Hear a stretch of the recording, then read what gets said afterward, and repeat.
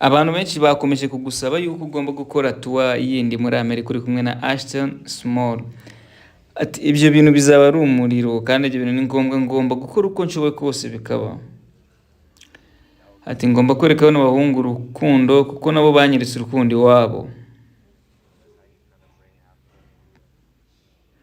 Ati ubwo ni bwo buryo bwiza bwo kuba twazana abanyafurika ndetse n'abahinde muri Amerika kuko natwe dufite mu rugo. Ati njyewe nakuze mfite abavandimwe babiri, ati ariko nishimiye ko muri aka kanya mfite abavandimwe benshi. Ati njyewe birangora yuko ikintu nkifosinga nkagishyiramo ingufu nyinshi cyane cyangwa se nkahatiriza, ariko muri aka kanya ngomba kubikora.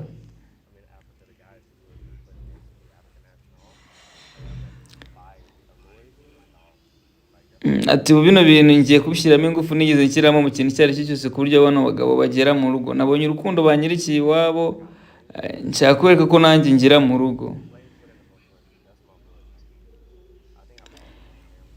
Ati mfite abantu benshi cyane ngomba gushyira muri bino bintu bakanshakira uburyo abahungu banjye mbageza muri Amerika, hanyuma nanjye nkabereka mu rugo, nkabatembereza, nkabereka abavandimwe ndetse n'inshuti.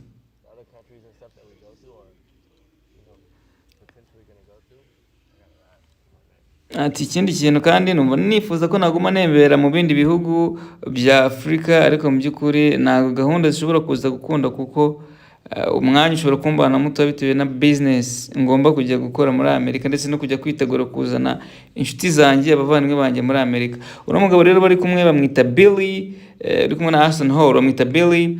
Billy rero muri team ya Ashton Hall mubona ntago ari umukozi, ni inshuti n'umuntu bakuranye babanye mu buzima bwabo cyane, wahisemo kumuherekeza gukora ino tour. Ati abanyamerika bari kwandika muri chat basaba ngo Ashton Small ugomba kumuzana muri Amerika. Abanyamerika rero icyo gihe bari batangiye kwandika muri message bavuga ngo ngomba kubashyira Ashton Small nawe bakamureba ndetse akanatembera Amerika. Mungu rero Billy ni inshuti ya Ashton Hall cyane kuko ni umuntu wamubaye hafi ataraba n'umusitari. Rero na tour zose akora bari kumwe n'umuntu wiwe wa hafi cyane. Nta nubwo ari muri team ngo wavuga ngo ni umukozi ahemba, oya ni umuntu nyine babana nk'uko nawe bafite umuvandimwe wawe uguherekeza muri buri kimwe cyose. Amwe ngakira amazi Ashton Hall amubwira ati amazi atereka aho ngaho nta nyota mfite.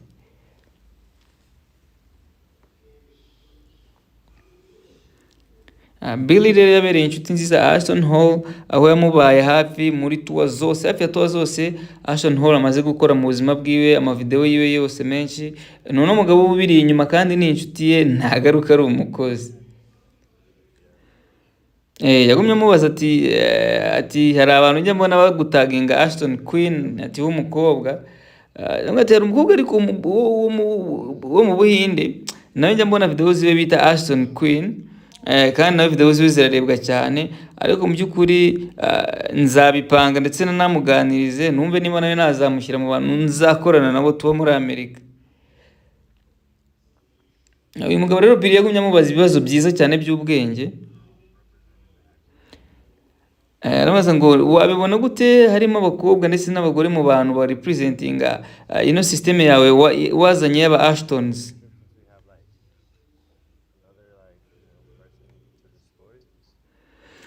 Ati byanshimisha byananezeza, ariko mu by'ukuri nibaza ko byasaba ingufu nyinshi gusumba gukorana n'abahungu cyangwa se kubavanga. Ati nabyishimira nanjye mbitekerezaho, ariko mu by'ukuri mu ba Ashtons tugomba kuzakora tugashyiramo imbaraga hakabonekamo n'umukobwa.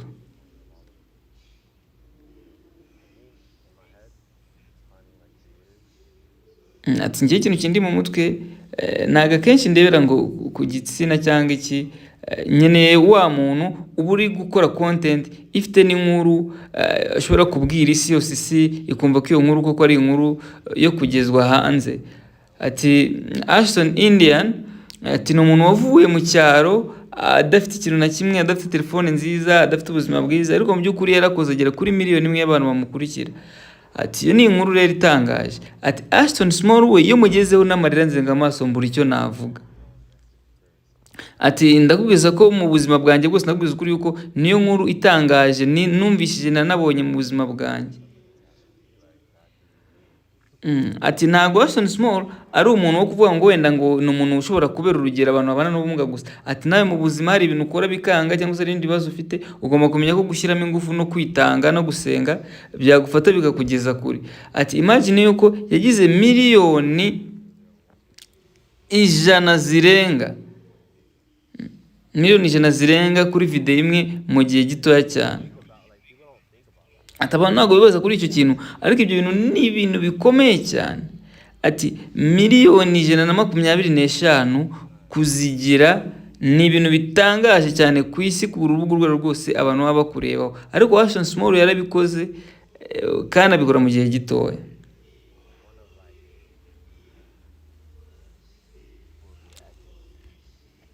Ati ndakubwiza ukuri yuko imibare ya Ashton Small ni imwe mu mibare itangaje yabayeho muri social media, nuko abantu baba batabyumva. Ati none ikintu gitangaje nuko ku rubuga rwa Instagram cyangwa se ku zindi mbuga ntabwo ushobora kubona abantu 2,000 birenga cyangwa se biri hafi bamaze kubona miliyoni 120 ku bintu byabo bakoze, agakora nka video imwe. Ati ni ibintu bigoranye cyane, ntabwo ari abantu benshi bamaze kubona izo views. Atapana ngo mu kwezi, apana iki, yabizibonye izo views kuri video imwe.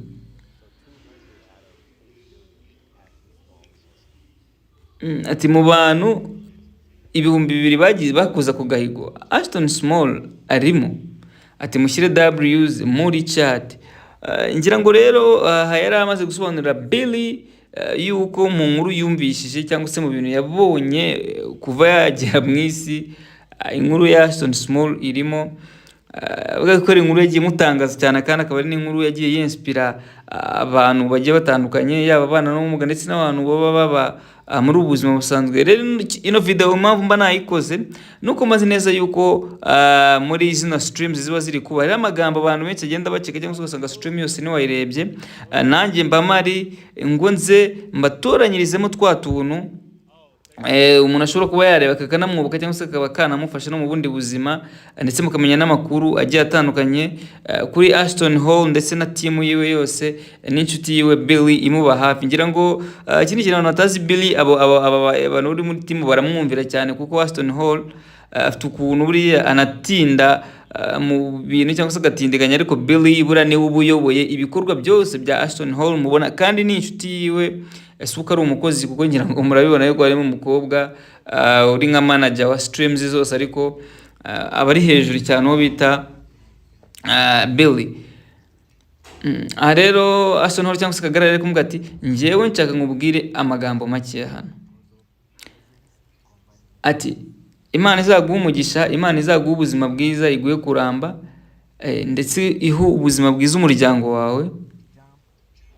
Imana igufashe gutera imbere muri buri kimwe cyose ushaka, igufashe kujya imbere, irinde umuryango wawe.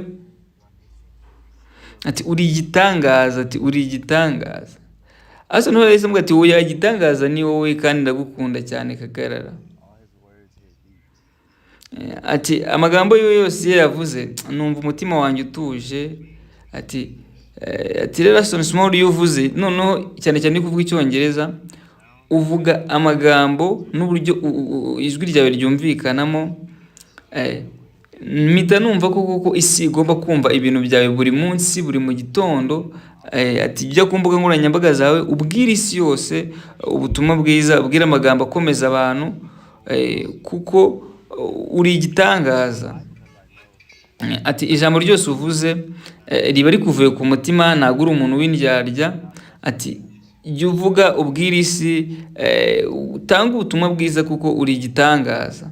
Ashton Hall rero yivugiye yuko mu buzima bwiwe bwose yabaye mu isi, Kagarara rero umuntu uyumvishije inkuru yiwe ikamutangaza. Rero ari kugenda amwereka muri telefone ko bamaze kubaka umubano udasanzwe kandi umubano mwiza. Aravuga ati dushaka yuko Ashton Small ajya muri Mumbai, abo ni Abahinde baba bari kwandika gutyo. aravuze ati rero nitujya mu Buhinde uko tumeze turi batatu gutya tukajya muri Mumbai, ati bizaba ari sinema, bizaba ari filime, ati kubera yuko Abahinde ni abantu bankunda cyane ku rwego rwo hejuru, ati rero ibaze nitugerayo turi batatu twese, ati bizaba ari ibitangaza.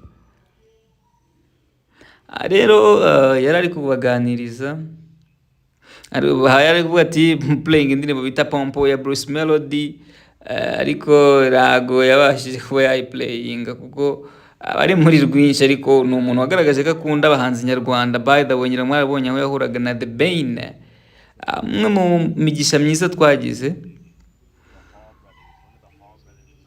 Ati abavandimwe bose tugomba kujya mu Buhinde. Thank you so much, rero ndaza kugaruka.